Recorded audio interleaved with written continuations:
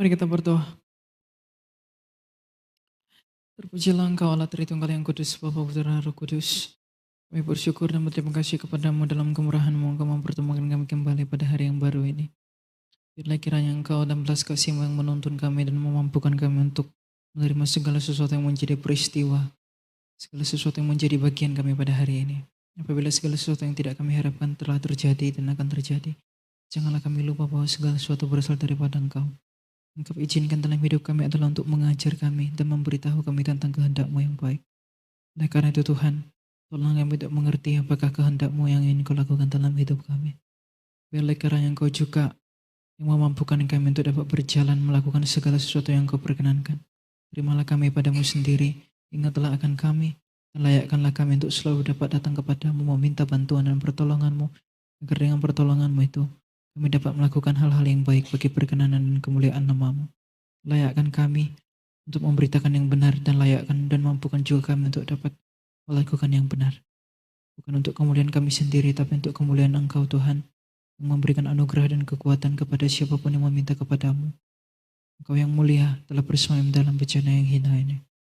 Kiranya Engkau yang mengampuni kami segala dosa pelanggaran kami, agar melalui pengampunan yang daripadamu itu, hati kami penuh dengan sukacita dan sukacita yang mendatangkan hal-hal yang baik, buah-buah yang baik, bagi kemuliaan dan pewartaan kerajaan-Mu. Berpujilah Engkau ya Tuhan kami Yesus Kristus, dengan Bapa-Mu yang kekal yang mengutus Engkau ke dunia, dan Roh-Mu yang kudus yang membawa dan menuntun kami kepada seluruh kebenaran-Mu, untuk sekarang dan selalu dan selama-lamanya. Amin. Ya, shalom.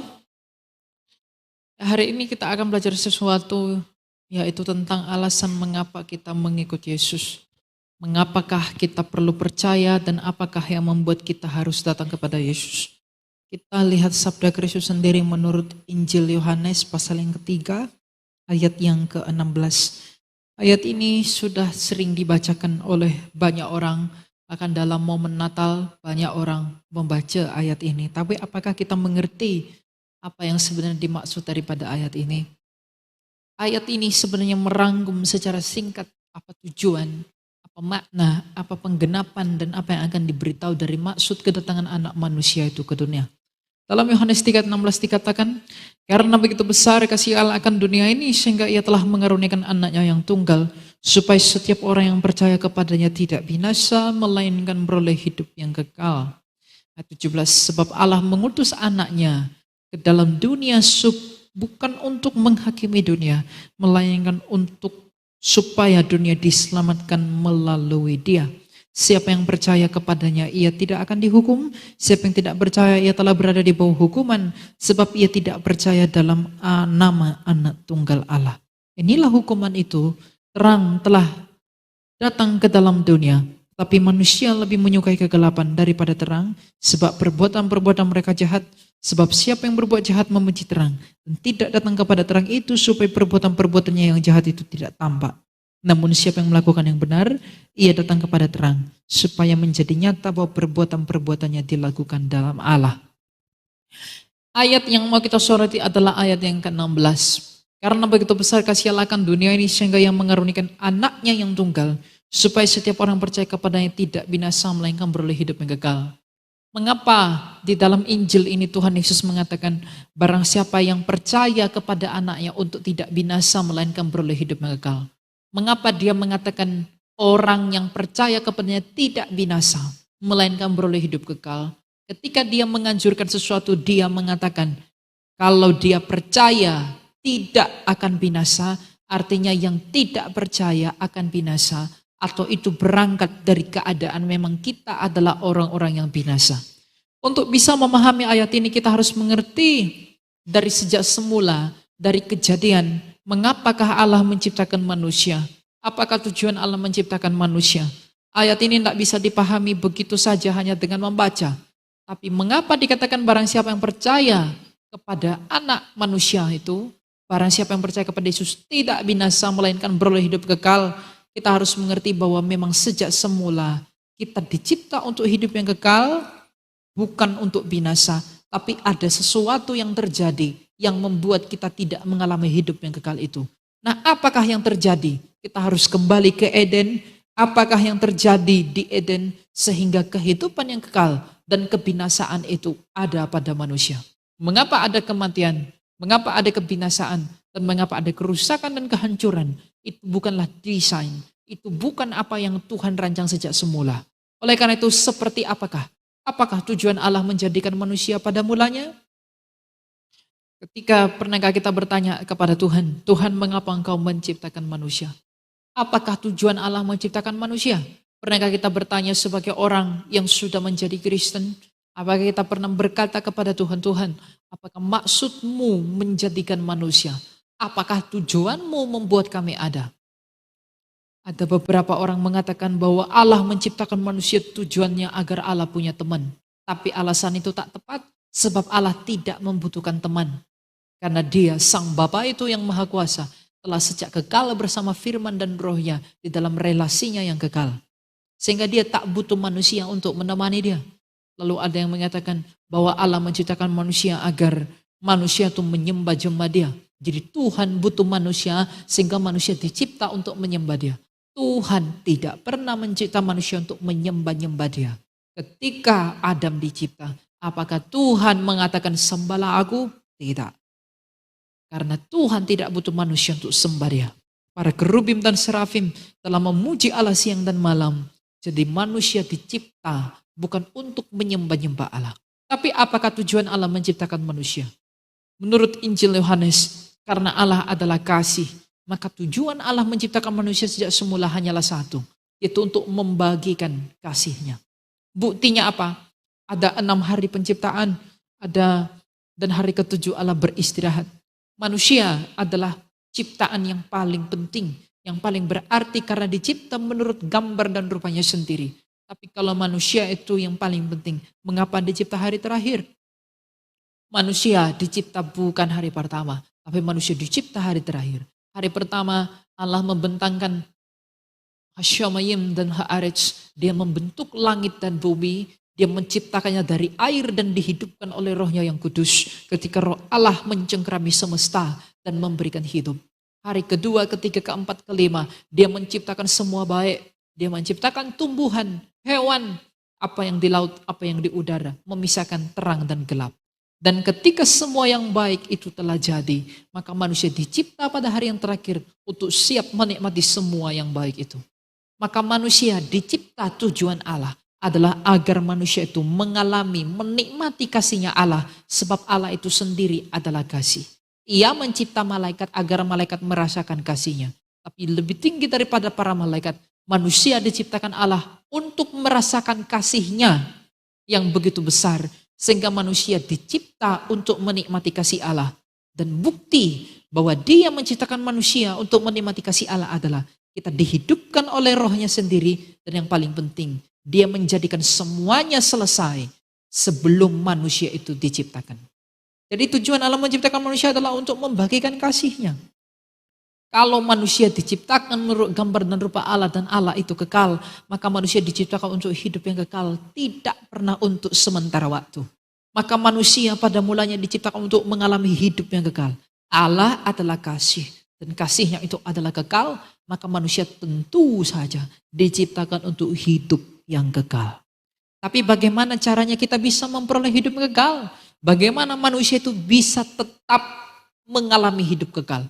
Karena hidup yang kekal itu ada pada Allah, maka agar manusia bisa terus hidup kekal, maka manusia harus tetap terhubung dengan Allah. Bagaimana caranya manusia terhubung dengan Allah? Karena Allah adalah kasih, maka manusia agar bisa terhubung terus dengan Allah, manusia itu harus mengasihi Allah. Tetapi manusia tidak tahu bagaimana caranya mengasihi Allah, maka Allah memberi sebuah cara kepada manusia itu untuk mengasihi Allah. Apa cara yang Tuhan sediakan? Tuhan berkata, jangan makan buah pohon pengetahuan itu. Kalau kamu makan, pastilah engkau mati. Jadi larangan untuk tidak makan buah pohon pengetahuan itu bukanlah sebuah cobaan, bukanlah sebuah ujian, tapi sebuah sarana yang Allah sediakan kepada manusia. Tuhan hendak mengatakan, aku mengasihimu melalui semua yang kuciptakan ini. Tapi kalau kamu mau mengasihi aku untuk bisa terhubung denganku, maka kamu pun harus mengasihi aku. Dan kamu tidak tahu bagaimana caranya mengasihi, maka ku ajarkan kepadamu sebuah cara mengasihiku. Jangan makan buah pohon pengetahuan itu. Seperti kipas angin. Bagaimanakah kipas angin bisa terus berputar? Dia harus dihidupkan oleh energinya, yaitu listrik. Tapi bagaimanakah kipas angin bisa terhubung dengan listrik? Melalui kabel. Dari listrik kipas angin berputar, tapi kipas angin agar bisa terus berputar, dia harus tetap tersambung pada listrik melalui kabel. Nah, listrik itu seperti Allah, sumber energi dan hidup kita. Dan kita seperti kipas itu. Bagaimana kipas itu bisa terus berputar? Dia harus terhubung melalui kabel kepada listrik. Maka bagaimana manusia bisa hidup terus-menerus dan kekal? Kita harus terhubung dengan Allah melalui kasih. Dan kasih itu yang Tuhan beritahu adalah tidak memakan buah pohon pengetahuan. Maka selama manusia itu tidak memakan buah pohon pengetahuan, kita akan tetap terhubung terus dengan Allah dan mengalami hidup kekal melalui pohon kehidupan itu. Tapi pada akhirnya apa yang manusia lakukan? Ketika Tuhan berkata, kalau kamu makan buah pohon pengetahuan itu pastilah engkau mati. Apa arti kematian? Arti kematian adalah perpisahan dari hidup. Einstein pernah mengatakan, apakah ada dingin? Dingin itu tidak ada. Dingin adalah keadaan dari ketiadaan panas. Apakah gelap ada? Gelap tidak ada. Gelap adalah ketiadaan daripada terang. Maka kematian juga adalah ketiadaan dari hidup. Maka ketika Allah mengatakan, kalau kamu makan buah pohon pengetahuan itu, pastilah engkau mati. Tuhan sedang mengatakan, kalau kamu tidak mengasihi aku, maka engkau pasti berpisah dengan aku. Karena aku hidup, maka di luar aku kamu mati. Dan pada akhirnya manusia itu mati. Manusia itu memakan buah pohon pengetahuan itu, dia memilih untuk tidak taat. Dia memilih untuk gagal. Dan dia tidak rela tidak menjadi serupa dengan Allah. Ketika dia makan buah pohon pengetahuan itu, Hawa membujuk Adam dan Tuhan mendatangi mereka. Pada saat itu mereka sadar mereka telanjang, pada saat itu mereka mengerti dosa, dan pada saat itu mereka berpisah dengan Allah. Ketika manusia itu gagal, ketika manusia itu rusak, karena manusia itu tidak taat, tidak mengasihi Allah, maka manusia terputus dengan Allah. Maka Allah memerintahkan kerubim untuk menghalangi manusia dari pohon kehidupan. Kenapa? Karena mereka telah gagal mengasihi Allah. Maka hidup yang kekal itu tidak lagi ada pada manusia. Maka bukan lagi hidup yang kekal yang ada pada manusia. Tapi karena manusia telah mati, maka yang dialami manusia adalah kematian yang kekal. Manusia gagal, manusia rusak, penderitaan, aniaya, semua yang buruk, semua yang tidak berkenan dilakukan oleh manusia. Maka manusia pada saat itu tidak lagi seperti yang Allah inginkan sejak semula. Tetapi ketika manusia itu gagal, ketika manusia itu memilih untuk tidak taat kepada Allah dengan tidak mengasihinya yang membuahkan kepada perpisahan dengan Allah, maka apakah yang Allah lakukan? Apakah Allah membiarkan manusia? Tidak. Dia tidak membiarkan manusia itu sendirian. Dia tahu bahwa kalau aku menciptakan manusia pasti dia jatuh. Tapi pada saat yang sama dia tetap menciptakan. Kenapa? Karena Allah menciptakan manusia bukan untuk jatuh. Allah menciptakan manusia untuk hidup. Hanya karena Allah tahu bahwa manusia akan jatuh. Apakah rencananya akan gagal? Tidak. Manusia ketika cipta pesawat tahu bahwa pesawat itu mungkin jatuh. Tapi kenapa manusia tetap menciptakan pesawat? Karena manusia ciptakan pesawat bukan untuk jatuh, untuk terbang. Meskipun manusia tahu bahwa pesawat akan jatuh, maka manusia memberi antisipasi. Maka ketika Allah tahu manusia akan jatuh, dia tetap menciptakan manusia. Dan pada saat kejatuhan itu tiba, dia memberi antisipasinya. Maka apa antisipasi? Apa penghiburan? Apa obat? Apa yang dijanjikan oleh Allah ketika manusia itu rusak? Ketika manusia gagal, ketika manusia jatuh. Apa yang Allah janjikan kepada manusia? Dalam Kejadian 3:15 Allah telah berfirman, aku akan mengadakan permusuhan antara engkau dan perempuan ini, antara keturunanmu dan keturunannya. Keturunannya akan meremukkan kepalamu dan engkau akan meremukkan tumitnya. Yang Tuhan janjikan adalah seorang keturunan perempuan. Nanti yang akan meremukkan kepala iblis. Dan iblis ini akan meremukkan tumit anak perempuan itu. Nah, anak perempuan itu siapa? Seorang anak laki-laki. yang dijanjikan oleh Allah ketika manusia rusak, ketika manusia gagal adalah seorang anak laki-laki dari keturunan perempuan itu, bukan Hawa, perempuan itu.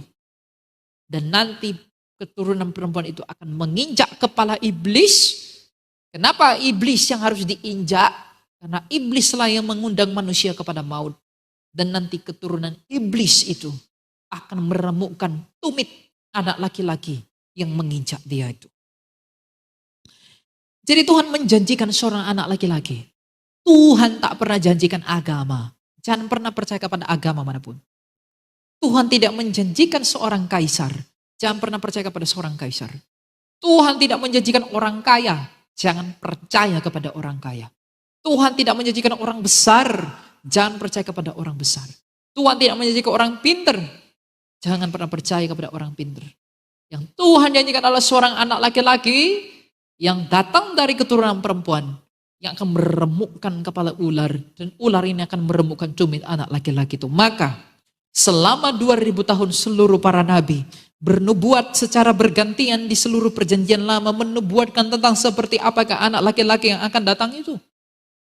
Nabi Musa 1250 tahun sebelum anak laki-laki itu lahir, dia mengatakan bahwa nanti anak laki-laki itu akan tampil seperti aku.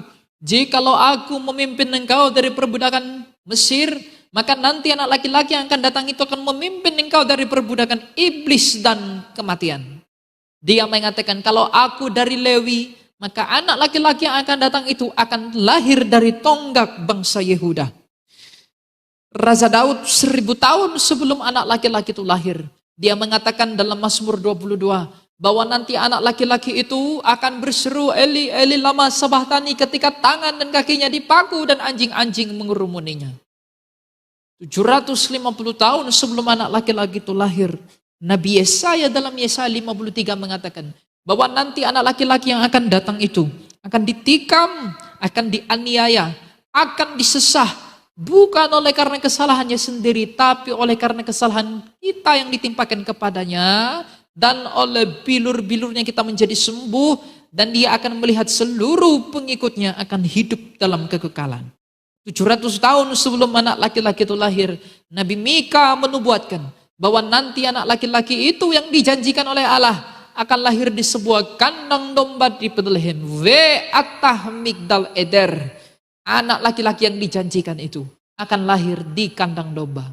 Nabi Zakaria menubuatkan bahwa nanti anak laki-laki itu akan dijual 30 keping perak. Nabi Mika menubuatkan bahwa nanti anak laki-laki itu akan mengungsi ke Mesir. Para nabi seperti Yeremia dan Yehezkiel dan nabi yang lain mengatakan bahwa nanti anak laki-laki itu akan memasuki gerbang Yerusalem. Dan orang-orang akan berseru, Hosana bagi anak Daud, diberkatilah dia yang datang dalam nama Tuhan.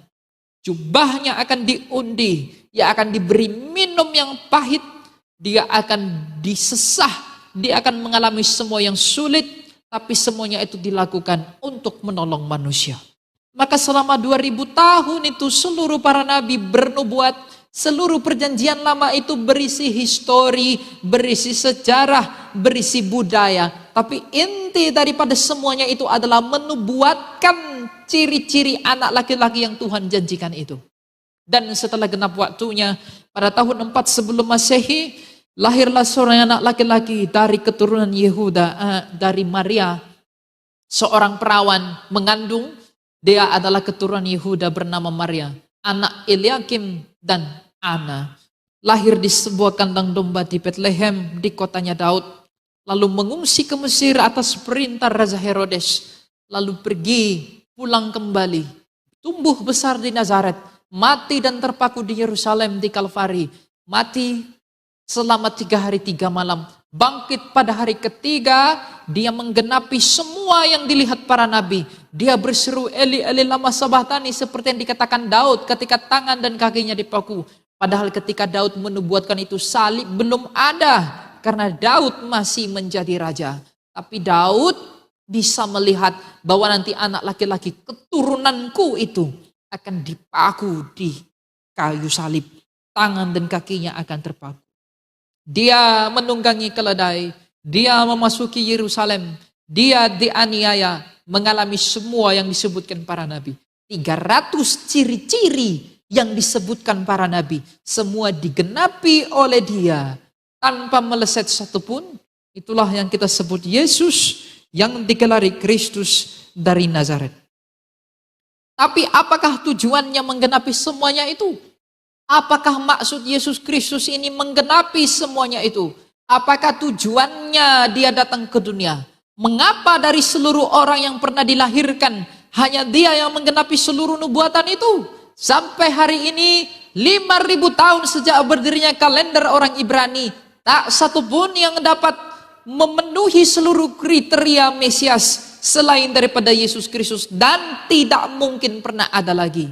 Karena penyaliban sudah selesai. Penyaliban yang adalah hukuman Roma telah berakhir, karena Romawi pun telah diinjak-injak oleh gereja. Tetapi sekarang, mengapa hanya dia yang menggenapi? Apa tujuannya dia menggenapi? Apa arti, maksud dan tujuan dan makna yang terpenting Yesus Kristus menggenapi semuanya itu? Itulah poin ayat yang akan dijawab Yohanes 3:16. Karena begitu besar kasih Allah akan dunia ini, sehingga mengaruniakan anaknya yang tunggal, supaya setiap orang percaya kepadanya tidak binasa, melainkan beroleh hidup yang kekal. Jadi tujuan Yesus Kristus menggenapi semua yang dinubuatkan para nabi itu hanya satu, agar kita tidak binasa dan beroleh hidup yang kekal. Kenapa kita dijanjikan hidup yang kekal? Karena memang kita sejak semula dicipta untuk hidup yang kekal. Tapi hidup yang kekal itu telah rusak oleh karena dosa. Maka Yesus Kristus agar mengembalikan kita kembali kepada hidup yang kekal, dia harus menyelesaikan dosa. Apa itu dosa? Dosa dalam bahasa Ibrani adalah hatah. Dalam bahasa Yunani adalah hamartia. Apa itu hatah? Hatah adalah hutang. Maka hutanglah yang membuat manusia tidak memperoleh hidup yang kekal. Berhutang apa manusia kepada Allah sehingga manusia tidak beroleh hidup yang kekal? Berhutang kasih. Kegagalan nenek moyang kita Adam dan Hawa untuk mengasihi Allah lah yang membuat kita berpisah dengan hidup kekal di dalam ketidaktaatannya. Kalau ketidaktaatan, kalau hutang kasih yang membuat kita berpisah dengan hidup yang kekal, lalu bagaimana Yesus Kristus mengembalikan kita kembali kepada hidup yang kekal? Kegagalan Adam, ketidaktaatan Adam, dan hutang Adam mengasihi Allah menghantarkan kita kepada kematian. Maka Yesus Kristus agar mengembalikan kita kembali kepada Allah, dia melunasi hutang kita melalui kesempurnaan kasih pengorbanannya di atas Kalvari. Oleh karena ketidaktaatan Adam itu memimpin kita kepada kematian, tapi ketaatan Yesus Kristus sebagai Adam kedua memimpin kita kepada kebenaran dan kepada kehidupan. Maka dikatakan oleh kitab suci, melalui salib ia membagukan surat hutang dosa kita. Apakah hutang dosa kita? Hutang kasih. Karena Adam tidak mampu mengasihi Allah, maka berpisah kepada hidup kekal. Maka Yesus Kristus mengasihi Bapanya sempurna sampai mati di Kalvari. Maka ketika dia mati, itu adalah tanda, bukti kasihnya yang sempurna dan yang tak bercacat. Maka dengan kesempurnaan kasihnya itulah hutang kegagalan kita semua dilunasi oleh dia. Maka ketika ia mati di salib, kematiannya membelah tabir bait suci dan kematiannya merobek tirai ruang kudus dan ruang maha kudus. Ketika ia berseru, tetelestai, sudah selesai. Maka ketika dia mengatakan hal itu, tidak ada lagi pemisah antara Allah dengan manusia. Maka melalui kematiannya, hutang manusia mengasihi Allah telah dilunasi oleh Yesus melalui keberhasilannya mengasihi Bapanya sampai mati. Adam mengatakan, bukan kehendakmu tapi kehendakku. Dia makan buah pengetahuan itu. Tapi Yesus sebagai Adam kedua mengatakan, bukan kehendakku, ya Bapa, sekiranya cawan ini berlalu daripadaku. Tapi bukan kehendakku, tapi kehendakmu. Dia melunasi apa yang dirusak oleh Adam. Dan dia menyelesaikan apa yang tidak bisa diselesaikan oleh Adam. Tapi selain melunasi dosa, apakah yang dilakukan Yesus Kristus? Dia melakukan hal yang jauh lebih besar. Karena upah dosa adalah maut, maka ia harus menyelesaikan maut. Dia harus bisa mengalahkan maut itu sendiri. Bagaimana cara Yesus Kristus mengalahkan kematian? Dengan dia mati sebagai manusia, dia mengalami kematian. Dengan mengalami kematian, dia memasuki kematian. Dan ketika dia memasuki kematian, dia bertemu dengan kematian itu sendiri. Dan ketika dia bertemu dengan kematian itu, dia merusak, dia menginjak, dia memporak-porandakan dan menghancurkan kematian. Dan bukti bahwa Yesus Kristus menang atas kematian itu adalah ia mengeluarkan dirinya dari kematian pada hari ketiga. Yang artinya kematian itu tak sanggup menahan Yesus Kristus. Dan dia telah bangkit, disaksikan oleh 500 orang, disaksikan oleh para murid, bahwa Yesus itu telah keluar dari kematian dan hidup kembali untuk selama-lamanya. Maka tujuan Allah menciptakan manusia untuk hidup yang kekal hanya dipulihkan kembali di dalam Yesus yang telah hidup itu. Kegagalan kita mengasihi Allah dilunasi oleh Yesus melalui keberhasilannya. Dan kematian yang menawan manusia telah ditaklukkan, telah diinjak, telah dirusak oleh Yesus Kristus. Maka kalau kita mau kembali kepada tujuan Allah menciptakan manusia, yaitu untuk beroleh hidup yang kekal, maka datanglah kepada Dia yang telah menyelesaikan penghambat dan mengalahkan hambatan yang membuat kita tidak beroleh hidup yang kekal, yaitu dosa dan kematian. Maka inilah alasan kenapa Yesus Kristus berkata, barang siapa yang percaya kepadaku, ia akan hidup walaupun ia sudah mati. Dalam kesempatan Injil yang lain, Kristus mengatakan, I'm the vine, akulah pokok anggur yang benar. Di luar aku engkau tak dapat berbuat apa-apa. Karena siapakah yang bisa hidup selain Yesus Kristus di dunia ini? Adakah orang dengan kekuatannya bisa menghasilkan hidup? Adakah orang dengan kekayaannya memperpanjang umur? Adakah orang dengan kepintarannya bisa tetap hidup? Adakah orang dengan kehebatannya bisa memperoleh hidup? Tak seorang pun bisa tetap hidup kecuali Dia, Yesus Kristus itu. Kalau orang oleh karena kekayaan, oleh karena kekuatan, oleh karena kebesaran, dan oleh karena kehebatan dia tidak memandang pada Kristus, tapi sejatinya ia menipu dirinya sendiri karena ia berpikir bahwa ia dapat menghasilkan sesuatu di luar daripada Yesus dalam tujuan pokoknya mengikuti Allah. Apakah yang dicari manusia? Apakah yang diinginkan oleh manusia?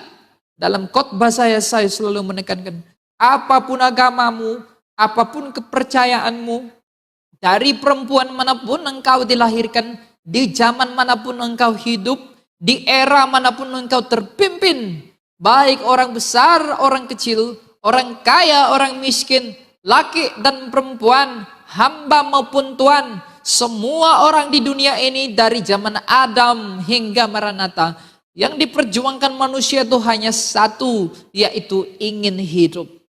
Kenapa manusia ingin hidup? Kenapa manusia bekerja demi hidup? Kenapa manusia makan untuk hidup?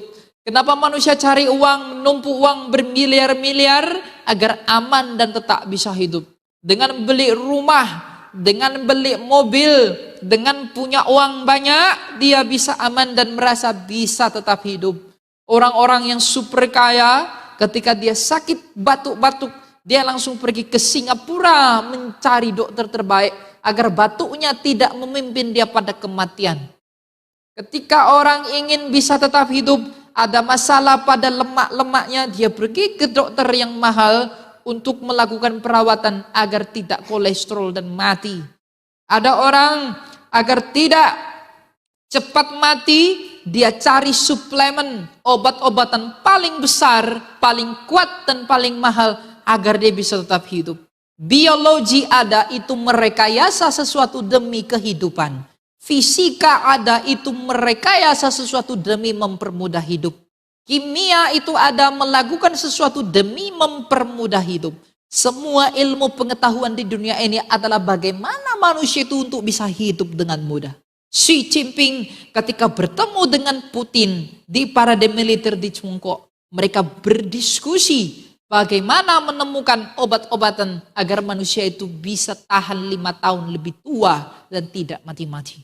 Orang kaya di Amerika Serikat berinvestasi pada perusahaan farmakologi Agar dengan demikian mereka bisa temukan obat-obatan melalui riset and development. Untuk bisa mempertahankan regenerasi sel-sel manusia itu. Sehingga manusia itu tidak menua-menua dan tidak mati. Orang kaya di Saudi pun membakar uang untuk hal yang sama. Seluruh dunia ini berusaha mencari teknologi mutakhir. Korea menghadirkan operasi plastik agar usia 90 terlihat seperti 2 tahun. Mereka melakukan semuanya demi wajah yang kencang, mata yang tidak kendor, alis yang bagus, bibir yang mempesona, dan macam-macam. Kenapa orang melakukan membakar uang begitu banyak? Demi bisa hidup dan tidak mati. Hidup yang dicintai manusia. Kematian yang dihindari manusia. Kalau hidup yang dicari manusia dan kematian yang dihindari manusia, apakah alasan manusia itu menolak Yesus Kristus yang hidup dan telah mengalahkan kematian itu? Tidak ada. Tidak ada alasan manusia menolak Yesus kalau dia mau hidup. Tidak ada alasan manusia menolak Yesus kalau dia takut pada kematian. Inilah yang membuat seluruh rasulnya Kristus tidak takut mati ketika mereka melayani Tuhan. Kenapa? Karena mereka telah melihat untuk apa aku takut pada kematian sedangkan Tuhanku telah mengalahkan kematian. Tak ada seorang pun murid di dunia ini yang rela mati demi gurunya. Bonaparte tak satu pun yang mau berkorban demi dia. Kongfucu tak ada yang mau berkorban demi dia. Lao Tzu tak ada yang bisa berkorban demi dia. Aristotle, Plato, Thales, Strabo, orang-orang Yunani, tidak ada yang mau rela berkorban demi mereka. Kenapa? Karena mereka ingin hidup. Untuk apa aku mati demi kamu yang mati juga? Tapi murid Yesus, Markus ditarik kuda di Alexandria, Petrus mati martir disalib terbalik di Roma, Paulus dipenggal di Roma, Andreas Bartolomeus ada yang digergazi, ada yang disalib bentuk X, ada yang dimakan singa kepalanya, ada yang digoreng di minyak panas. Mengapa mereka semua rela mati konyol demi mengikut Yesus? Karena mereka melihat Tuhan yang mereka ikuti telah hidup. Maka kematian itu tak perlu kutakuti, sebab jika aku hidup dari mati, maka jikalaupun aku mati demi dia, aku akan hidup sebagaimana dia telah hidup. Jikalau dia membangkitkan dirinya sendiri, itu tidak mustahil. Apakah sebuah kemustahilan bagi dia untuk menghidupkan aku kelak pada akhir zaman? Karena mereka mengingat sabda Tuhan yang mulia, barang siapa yang percaya kepadaku, aku akan membangkitkannya pada akhir zaman untuk hidup yang kekal. Inilah inti daripada eksistensi manusia. Maka dengan mengetahui ini semua, alangkah kasihannya manusia yang meninggalkan Tuhan. Dia berambisi mencari hidup tapi tak menemukan hidup. Dia berambisi mencari dan mengalahkan maut, tapi ia tak pernah menemukan maut yang ditelan. Tapi hanya Alkitab, hanya Injil yang bersaksi tentang Yesus Kristus yang berkata, maut telah ditelan dalam kemenangan. Hai maut, di manakah sengakmu? Maka kuasa kematian itu tak ada lagi di dalam kita. Sebab apa? Kristus berdiam di dalam kita melalui iman dan sakramen-sakramen yang disediakan oleh gereja. Inilah kekayaan orang Kristen. Di dalam dia kita menjadi kaya yang teramat sempurna. Karena kita memiliki apa yang diinginkan dunia tapi tak dapat diberikan dunia, itu hidup. Kita bisa mengalahkan sesuatu apa yang tak bisa dikalahkan oleh dunia, itu maut. Melalui iman kita kepada dia. Sehingga kalau orang demi uang, demi harta, demi jabatan, demi laki-laki, demi perempuan, mereka meninggalkan Tuhan, itu orang yang amat teramat bodoh. Tidak mengerti mengapa mereka meninggalkan Tuhan. Karena mereka tidak melihat sesuatu yang benar dan motivasinya juga tidak benar. Orang kaya, orang besar, apalagi anak muda, mau jabatan, mau uang, mau laki-laki, mau perempuan. Lalu engkau menjual Yesus. Kalau kamu meninggalkan Tuhan demi kekuatan, demi jabatan, demi apalagi, macam-macam. Apa yang bisa kamu dapatkan? Saya beritahu kamu satu toko yang besar, namanya Alexander the Great. Itu orang yang sangat kuat. Tak seorang pun yang pernah mengalahkan Alexander the Great dalam perang. Dia umur 20, bapaknya mati. Selama 12 tahun dia berperang. Tak satu pun yang bisa mengalahkan dia. Kalau dia tidak mati, mungkin Romawi tak bisa kalahkan dia. Dia memukul seluruh benua dengan gada bangsa Yunani. Napoleon itu orang hebat, tapi dia berperang dengan Inggris kalah. Tapi Alexander the Great tidak pernah kalah. Istananya besar sekali di Makedonia. Dia menguasai seluruh tanah Sinear dan menguasai banyak sekali peradaban di Timur Tengah. Siapa yang berani melawan Alexander the Great? Bahkan Alexandria, kota yang megah, perpustakaan terbesar di dunia yang pernah ada. Dan sampai hari ini tidak ada yang seperti itu. Juga dibangun, dipersembahkan kepada Alexander the Great. Dia menginjak Raja Darius. Dia mengalahkan dan menggulingkan bangsa Persia. Siapa yang bisa kalahkan Alexander yang agung itu? Tidak ada. Tapi kamu tahu bagaimana kisah hidupnya? Dia dari Makedonia berjalan mau pergi ke Alexandria. Dia harus melewati Yerusalem. Karena Yerusalem waktu itu tempat perdagangan. Dari sana pindah lalu kemudian melewati jalur Gaza, daerah tanah Kanaan ke barat daya. Dari sana dia mau menyeberang ke Alexandria. Tapi sebelum menyeberang, Alexandria itu Mesir hari ini. Makanya hari ini kalau Anda pernah ke Mesir ada kota namanya Alexandria. Itu dibangun, dipersembahkan kepada Alexander the Great. Sebelum dia sampai sana, di Gaza, tiba-tiba dia demam tinggi. Demam tinggi sekali dan semua orang ketakutan. Waktu itu belum ada Paramex, Panadol, dan paracetamol, Lohanco, belum ada. Dia demam tinggi dan semua orang bingung. Dan akhirnya demam itu menghantarkan dia kepada kematian. Bayangkan, dia yang menguasai bumi kalah pada demam tinggi. Mati. Kekuasaan seperti apa yang mau kamu cari? Jabatan apa yang kau inginkan? Uang sebanyak apa yang mau kamu mau? Lihat, dia yang sudah punya semuanya itu mati. Dan hari ini masih mati. Kamu mau mati? Ikutlah dia. Kamu mau binasa? Ayo, berlomba-lomba jadi kaya. Sampai meninggalkan Yesus, enggak apa-apa. Tapi akan mati sebagaimana dia mati. Bisa enggak dia pertahankan hidupnya? Enggak. Makanya Yesus bilang apa? Di luar aku, kamu enggak bisa buat apa-apa. Enggak bisa anak muda. Kalau saya lihat anak muda ini kadang saya geram sekali. Kalau Cik Meh ngomong itu oon. Kenapa dibilang oon?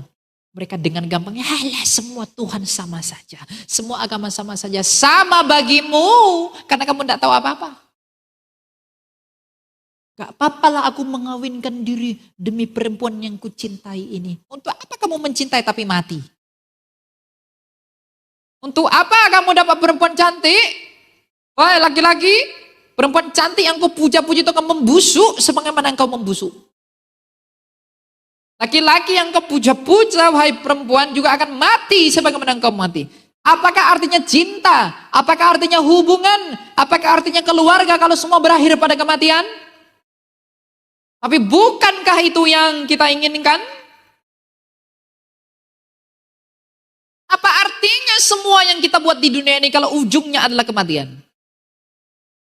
Tapi kalau ujungnya adalah hidup, semuanya itu akan berarti.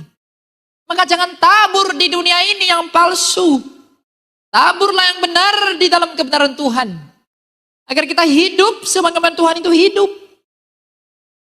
Ada orang demi laki-laki, dia anaknya CEO, anaknya konglomerat.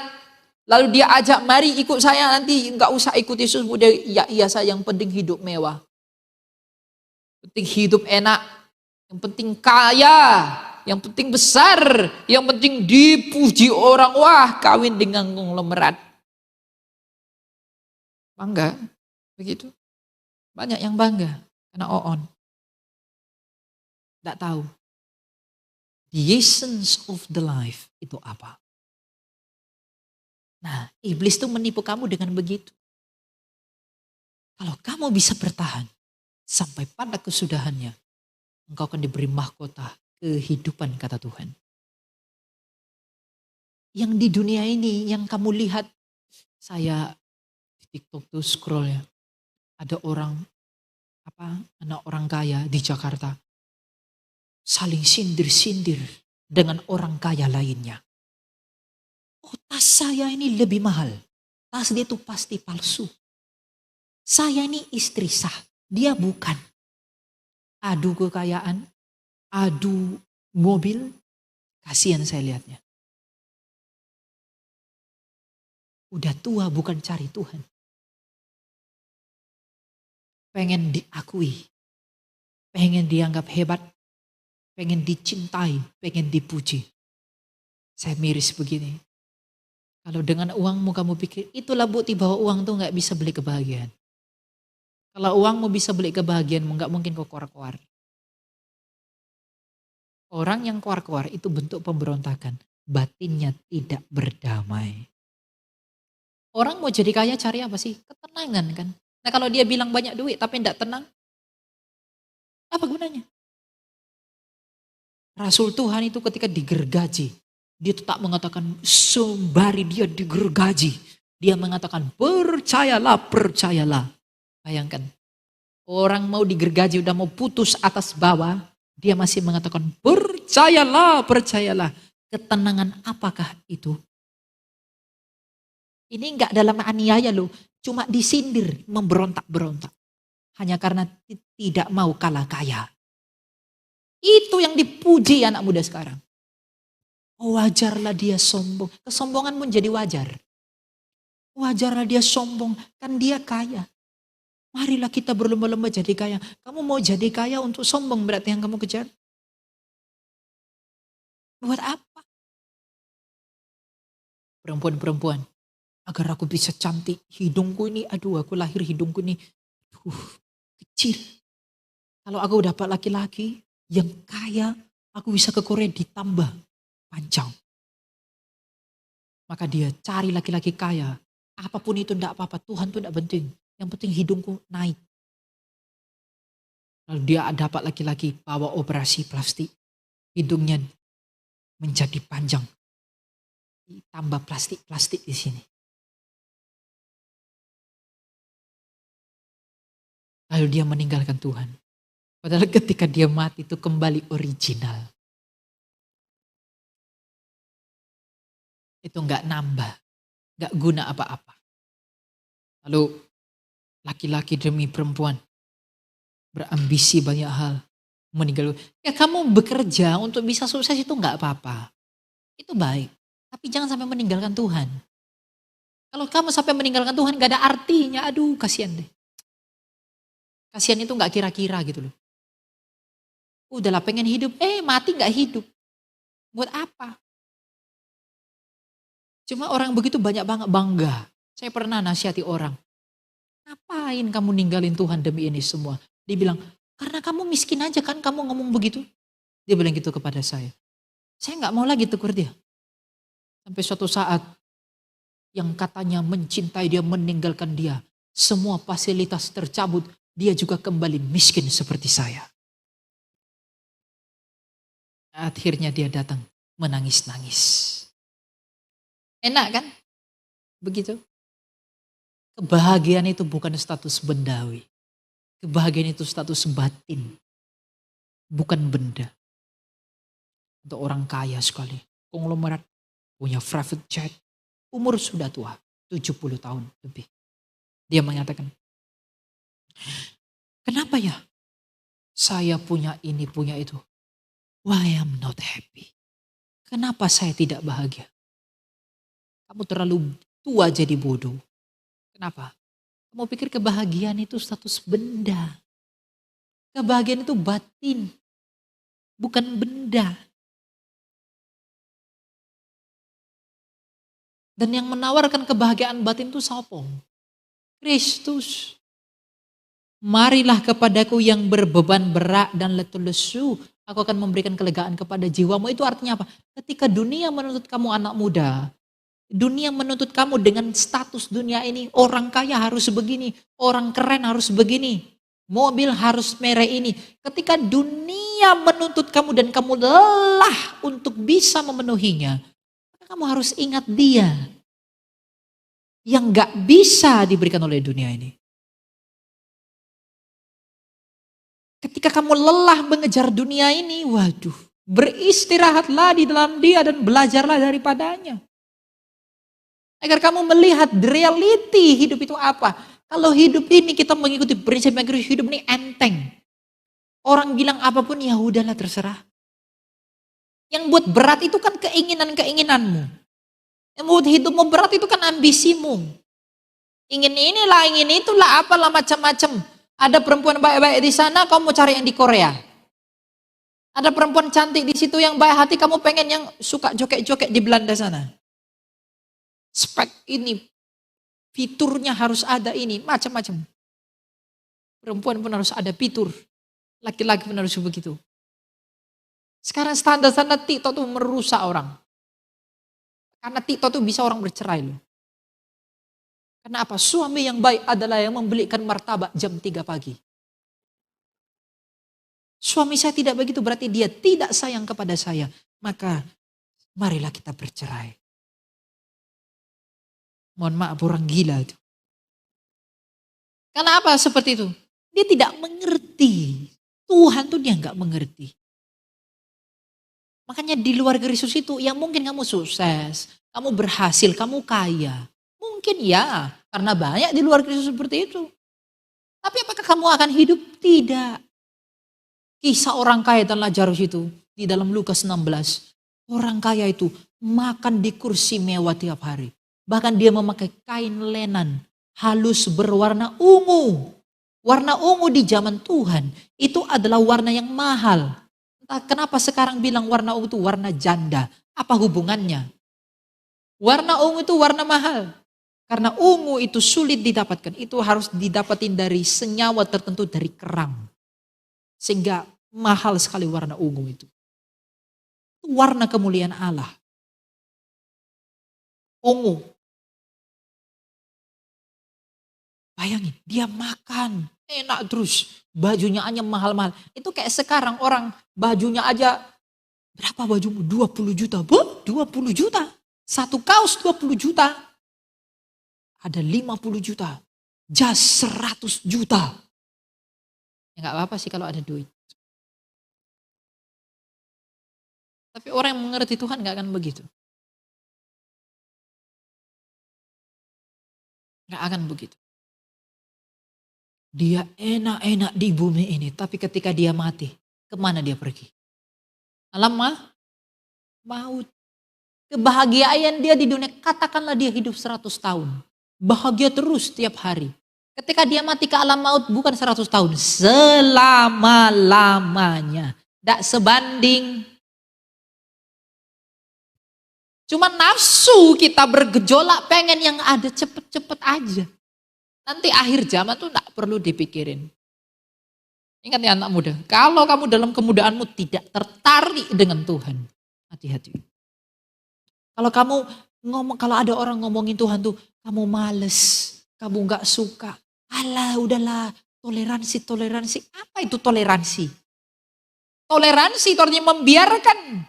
Apa yang dibiarkan? Ya mereka, kita ya kita. Nah kalau kamu nggak mau berbicara tentang Tuhan, itu bukannya namanya toleransi. Itu namanya apa? Nggak tahu lah saya itu apa. Tapi yang pasti, itulah penipuan. Makanya anak muda, kamu harus cari Tuhan dulu. Kalau kamu nggak cari Tuhan dulu, aduh, mungkin kamu berhasil, mungkin kamu sukses, tapi inimu tidak akan pernah happy.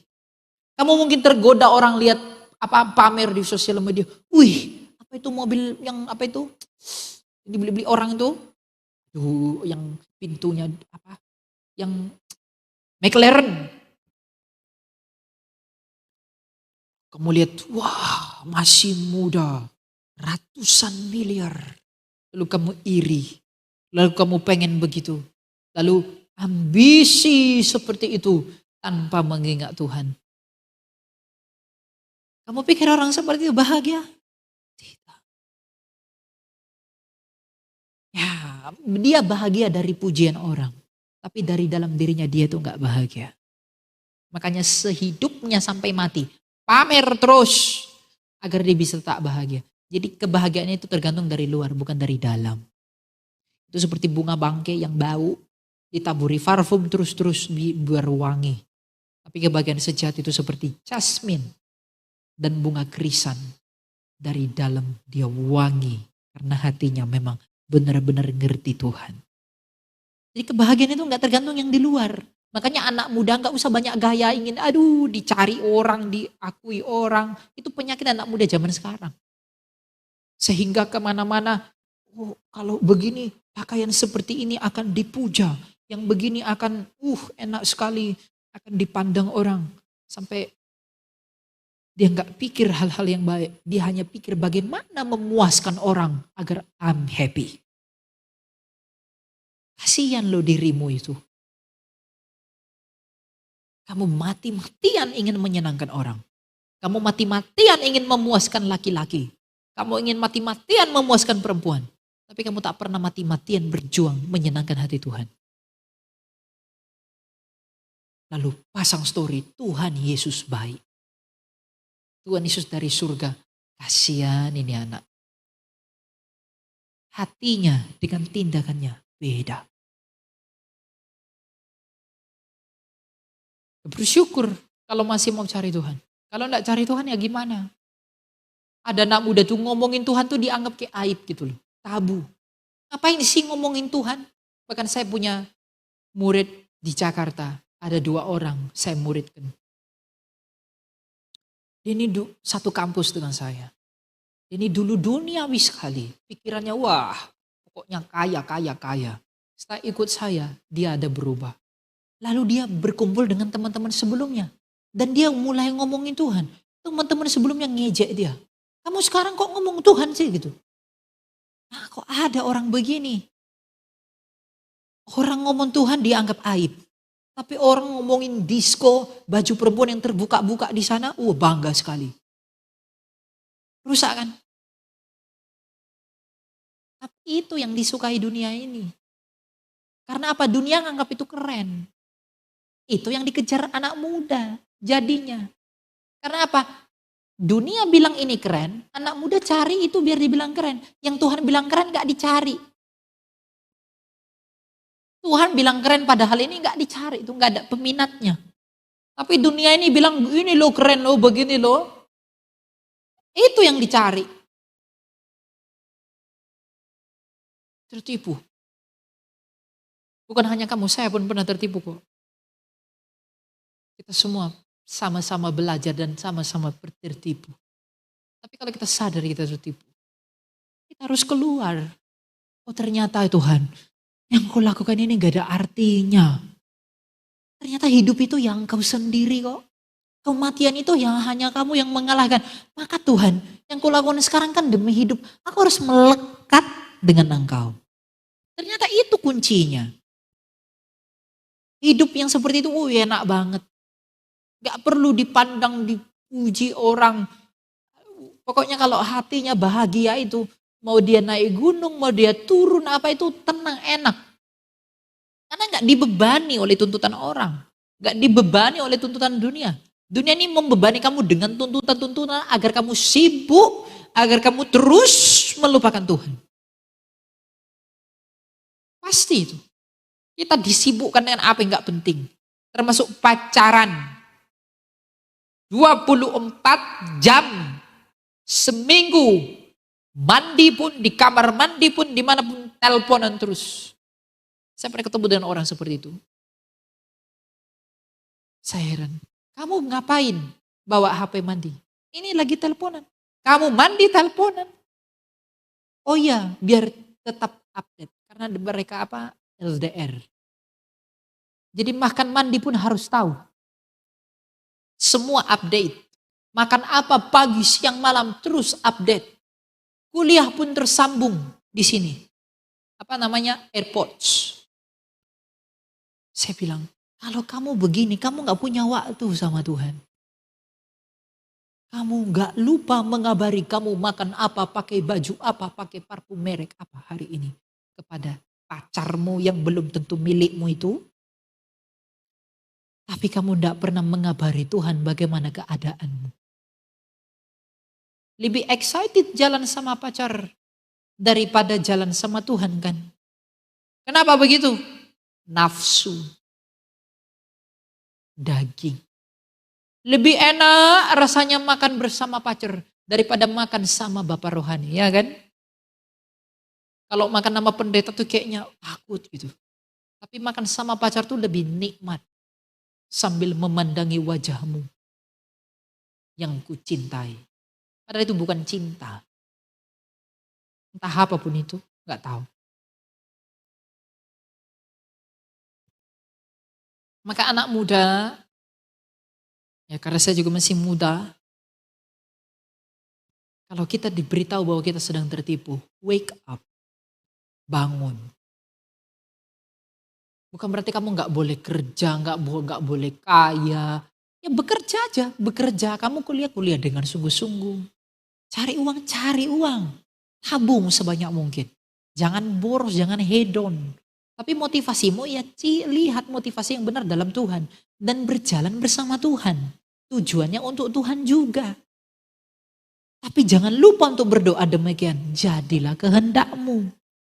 Karena apapun dalam hidup kita ini, apa gunanya kalau kehendak Tuhan yang terlaksana. Tapi kalau kita lebih mengedepankan kehendak kita daripada kehendak Tuhan. Dan kehendak Tuhan yang terlaksana bukan kehendak kita. Kita akan memandang dia sebagai musuh kita. Hanya karena dia tidak memberikan apa yang kita mau. Tapi kalau kita berdoa jadilah kehendakmu. Apapun yang terjadi dalam hidup kita ini. Kita dengan rela menerimanya. Dengan keyakinan yang kokoh. Bahwa Tuhan membuat semuanya ini demi keselamatanku. Itu mindset ikut Tuhan itu. Bukan memaksa kehendak. Kamu boleh cerita, Tuhan, aku tuh butuh ini loh Tuhan. Tuhan aku tuh seperti ini, Tuhan aku tuh seperti ini. Mengaku dosa di hadapan Tuhan. Itu perlu. Tapi di akhir daripada semua yang kamu minta. Katakanlah dalam namamu jadilah kehendakmu. Dan Tuhan tolong aku untuk mengerti apa yang engkau kerjakan di balik semua yang kau izinkan. Kalau misalnya aku mau pisang, yang datang malah anggur. Kamu jangan marah-marah tapi tanya Tuhan, Tuhan mengapa anggur yang datang? Kamu pengen pacar orang Jerman, tapi yang datang orang Papua. Kamu harus tanya sama Tuhan, artinya apa? Jangan buru-buru benci dia.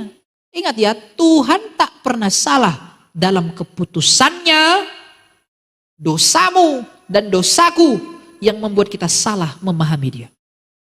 Ingat itu. Tuhan tak pernah salah memutuskan apapun. Dosa di dalam diri kita inilah yang membuat kita salah paham sama rencananya dia. Makanya dalam kehidupan rohani kita meminta kepada Tuhan agar kita bisa mengerti apa yang dia sedang kerjakan. Dan itu gak mungkin bisa kita tahu tanpa keintiman dengan Allah.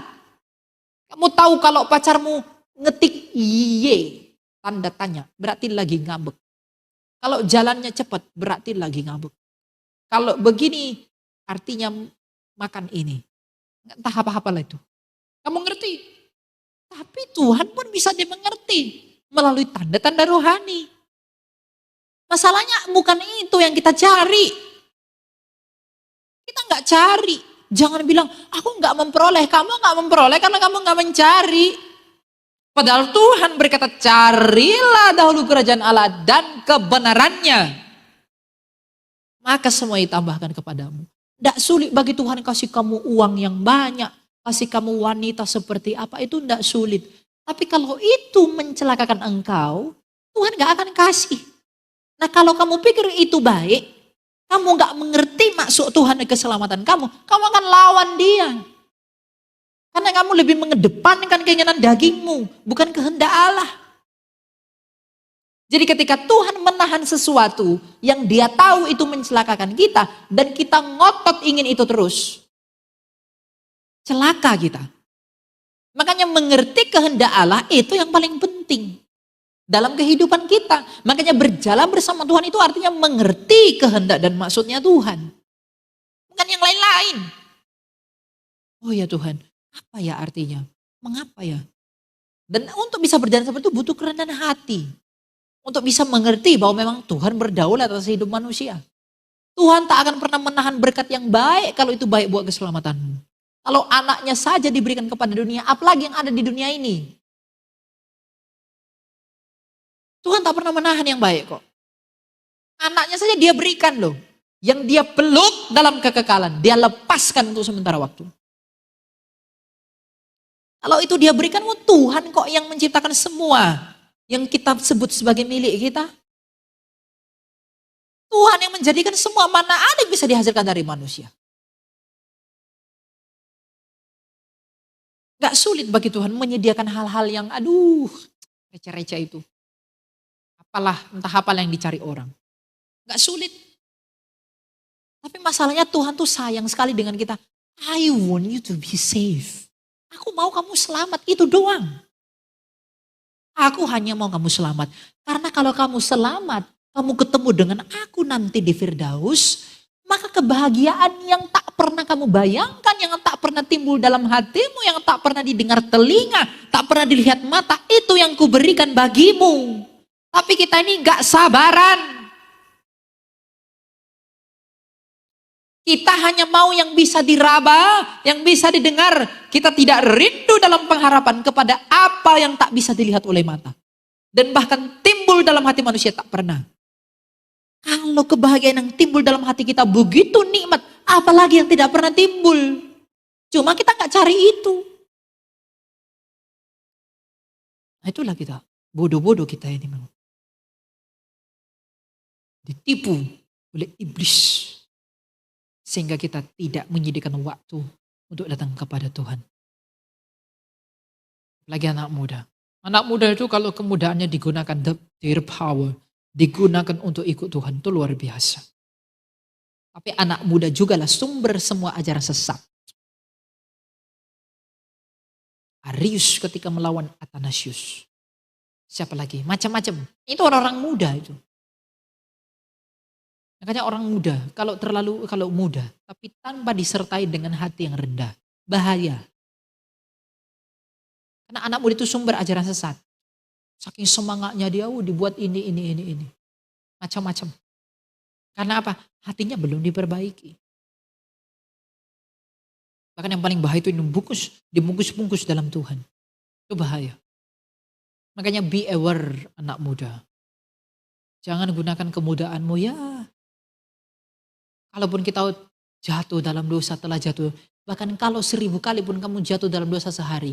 Lebih baik bagimu jatuh dalam dosa daripada putus asa.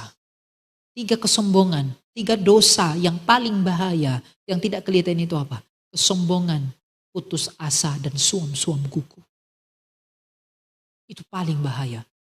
Jadi kalau kamu jatuh dalam dosa, kamu masih datang kepada Tuhan, masih ada pengharapan. Daripada putus asa, jangan. Ada orang, banyak sekali dosaku, aku merasa tidak layak datang kepada Tuhan. Kedengarannya rendah hati kali. Tapi itulah penipuan itu. Justru kalau kita semakin sakit, kita harus semakin datang kepada Dia. Yang membuat kamu merasa tidak layak, ya memang kita pada intinya memang kita tidak layak. Tapi yang mendakwa kamu untuk tidak mau datang kepada Tuhan itu si iblis. Agar kita tetap dalam kenikmatan dunia ini. Itulah jahatnya iblis itu. Dan kita semua tertipu. Kok aku merasa berdosa sekali, kok aku tidak mau datang ya sama Tuhan. Kedengarnya rendah hati. Tapi ternyata itu pemberontakan. Masa orang sakit nggak datang kepada dokter? Kedengarnya rendah hati kan, tidak layak aku sakit datang kepada dokter. Apa itu? Orang sakit ya pergi ke dokter. Nah dosa itu adalah luka, seperti perkataan Chrysostomus. Dan Kristus adalah obatnya. Ketika kita sadar kita dosanya banyak, luka kita banyak, kita harus datang segera kepada Tuhan agar kita sembuh. Bukannya malah menjauhi Tuhan. Itulah kerendahan hati yang palsu. Terdengar enak, terdengar mulia, ternyata mencelakakan. Iblis itu tidak tipu kita lagi dengan jangan berbohong, jangan berzina, enggak, udah basi itu. Dia menipu kita dengan hal-hal yang terlihat halus. Karena dosa itu halus dalam diri kita. Tidak terdeteksi. Yang bisa mendeteksi itu hanya Roh Kudus.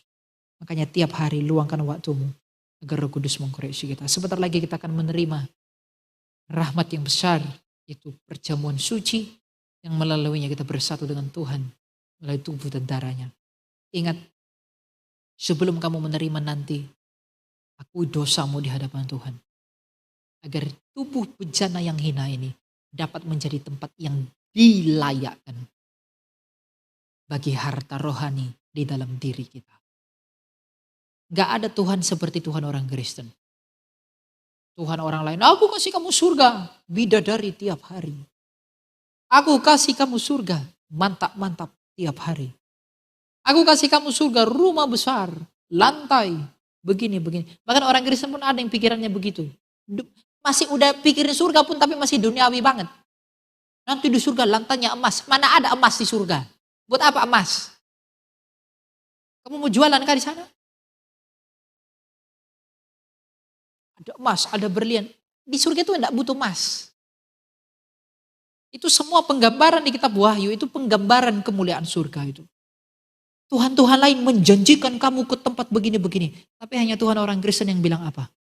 Aku mau diam di dalam kamu dan kamu tinggal di dalam aku. Ada enggak Tuhan yang seperti itu? Gak ada. Pacarmu cuma bilang, I'm here 24/7. Saya di sini sayang, setiap hari menemanimu. Tapi dia gak bisa memuaskan batinmu loh. Dia memang ada bersama, sepatumu pun diikat sama dia. Mungkin dia ada tiap hari. Tapi gak pernah pacarmu bilang, aku mau tinggal di dalam kamu. Kenapa? Gak bisa dia. Hanya Tuhan yang bisa bilang, aku mau tinggal di dalam kamu. Kamu di dalam aku. Caranya bagaimana? Ini. Dia berdiam di dalam kita. Dan kita di dalam dia. Itulah kasih itu. Theosis. Bersatu dengan Allah di dalam rahmat. Itulah kekayaan kita. Maka anak muda, sebagai penutup saya mau katakan bahwa hidupmu itu akan sia-sia kalau kamu di luar Tuhan. Maka carilah Tuhan terlebih dahulu agar kamu hidup sebagaimana Tuhan telah hidup. Kemuliaan bagi Allah dalam segala sesuatu. Kita berdoa. Tuhan, terima kasih Engkau telah menolong dan mengajar kami bagaimana mengikuti Engkau. Kiranya Engkau yang selalu menguatkan kami, memampukan kami untuk dapat hidup bersama dengan-Mu. Tuhan, layakkanlah kami untuk dapat menerima hal-hal yang baik. Layakkanlah kami untuk dapat bersyukur dalam segala sesuatu. Kau tahu Tuhan, kami ini adalah orang-orang yang lemah dan tak mampu berbuat yang benar. Tapi bersama dengan Engkau, tolonglah kami untuk memulai awal hidup yang baik dan yang benar. Ampunilah dosa dan pelanggaran kami. Dalam kemudaan kami, sadarkanlah kami untuk dapat hidup melihat Engkau lebih jauh. Menyelami Engkau dan memahami seluruh kehendak-Mu. Tolong kami Tuhan dalam masa muda kami untuk mencari Engkau. Dalam segala pergumulan, dalam setiap masalah kami yakin Engkau hadir di sana untuk memberi sesuatu yang baik bagi keselamatan kami. Dan Tuhan, kadang kami gak mengerti, tapi biarlah Engkau yang berkenan untuk memberitahu kami. Dan Engkau juga yang berkenan untuk menahan kami dalam iman jikalau kami belum mendapat jawaban untuk segala sesuatu dalam hidup kami ini. Tuhan, Engkau melayakkan kami untuk segala sesuatu yang mungkin menguji dan memurnikan iman kami. Dan biarlah kami di dalam anugerah-Mu mau terus mencari perkenanan dan wajah-Mu. Dorong kami terus untuk mencari-Mu. Dorong kami terus untuk merindukan Engkau. Karena apakah arti hidup kami tanpa Engkau ya Tuhan? Sebagaimana dunia ini telah sia-sia dalam kematian. Hanya Engkau sendirilah yang telah berakhir pada hidup. Maka apakah gunanya semua yang kami cari jikalau kami berakhir pada maut? Tapi itulah yang kami cintai. Itulah yang dunia ini cintai. Karena kami telah rusak dan dunia ini juga telah rusak dalam keinginan akan dosa. Tapi bersama dengan Engkau Tuhan, pisahkan dan kuduskanlah kami. Agar kami mengikuti jalan-jalan-Mu. Agar kami mengikuti kemauan dan kehendak-Mu. Itu bukan proses yang mudah. Itu bukan proses yang gampang. Tapi bantu kami untuk memahami setiap proses. Dan melangkah tangga-tangga dalam kehidupan pertobatan kami. Tuhan, gak ada yang kami punya selain Engkau. Semua orang membawa yang terbaik, tapi kami yang baik pun kami gak punya. Oleh karena itu Tuhan, memandang kepada kemurahan-Mu dan dalam keyakinan yang kokoh kepada pengampunan-Mu. Itulah yang kami harapkan dalam diri kami, karena kami gak bisa membawa sesuatu dalam diri kami kepada Engkau. Maka Tuhan, layakkan kami untuk berdoa dengan penuh syukur. Bapa kami di surga, dikuduskanlah nama-Mu, datanglah kerajaan-Mu, jadilah kehendak-Mu di bumi seperti surga. Berikanlah kami pada hari ini makanan kami secukupnya, dan ampunilah kami akan kesalahan kami, seperti kami juga mengampuni orang bersalah kepada kami. Dan janganlah membawa kami ke dalam pencobaan, tapi lepaskan kami daripada yang jahat. Dalam Kristus Yesus Tuhan kami, karena Engkau yang punya kerajaan dan kuasa dan kemuliaan sampai selama-lamanya. Amin.